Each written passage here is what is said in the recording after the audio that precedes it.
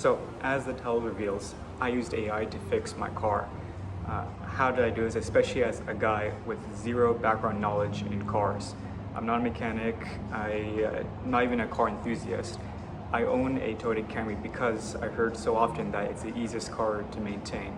And so how did I do it? Well, let me first start by the actual problem. How do I know if there's even a problem with my car? One day when I was at a stoplight, I noticed that my car kept wanting to accelerate, even though I wasn't even touching the accelerator, right? My foot was on the brake. Not to mention, of course, as I was driving, it kept feeling it was jerking motion. And then ultimately, I got that check engine light that we all dread seeing. Now, I fed all of these symptoms, right, to an AI. In this case, I use Claude, but you could use the same thing on ChatGPT, on Gemini, doesn't really matter. And they came back to me through a series of conversations, what it was actually supposed to be called misfires, engine misfires. Again, I'm not a car guy. And we later diagnosed that it was an issue with my spark plugs and ignition coils. Again, I'm not a car guy, I don't know what any of this means, but with the help of AI, I was able to diagnose the issue, find out, not just diagnose it, but Claude also specifically recommended me the right items to get, the right spark plugs for my car's model, the right ignition coils. Because it was very easy for me to go on, let's say, Amazon and buy a packet, a starter packet, and use that for whatever generic car. But I needed something specific to my car's year. I drive a 2007 Toyota Camry, and even though I wanted to go on the cheaper side and buy the cheaper knockoff versions, I also didn't want to pay for the full OEM materials. But there were some specific brands, I'll probably point out somewhere in this video, that Claude mentioned were great substitutes that maximized my car's reliability while minimizing the amount I pay out of pocket. And then at the very end, right, I even fixed up my own car. Now this is the part where I of course use YouTube videos to search for how-to-dos, how to do a spark plug replacement, how to change ignition coils. Really, it's not that hard, especially when I own a Toyota Camry. But long story short, without using an OBD scanner, without seeing a mechanic, without going to a shop, I was able to fix my issue. All with like a few minutes on AI, which I think is pretty incredible. Not to mention the amount of savings I have from all of this.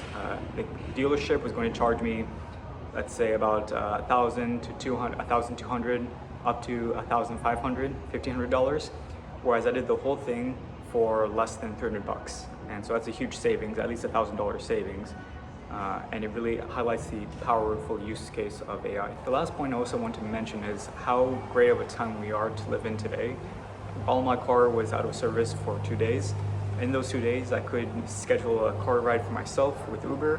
I could get all the parts I need, the wrench, the spark plugs, the ignition coils, all from rockauto.com or amazon.com or any web service shipped to my residence.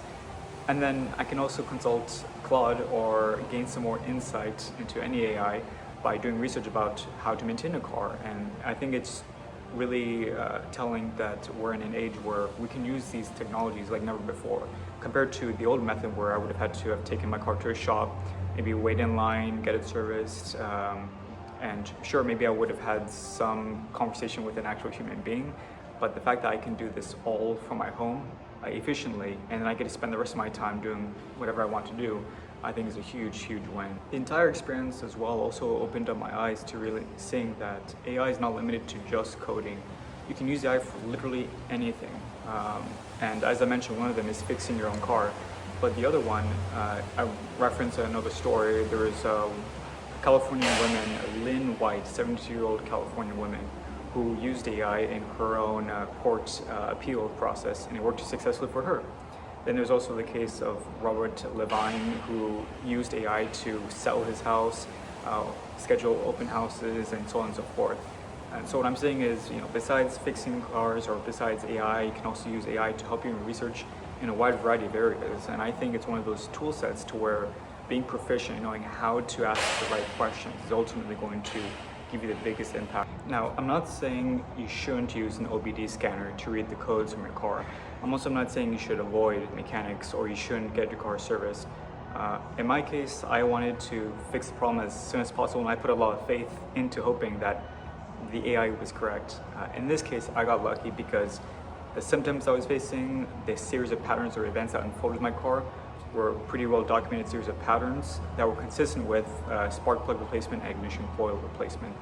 Unfortunately, when I did make those replacements, my car worked just fine today. It now feels brand new, no issues whatsoever. But I'm not saying that you should completely avoid shops, especially for bigger issues. I think that there's definitely a gray line when it comes to using AI, and I think it's a great resource for finding information yourself.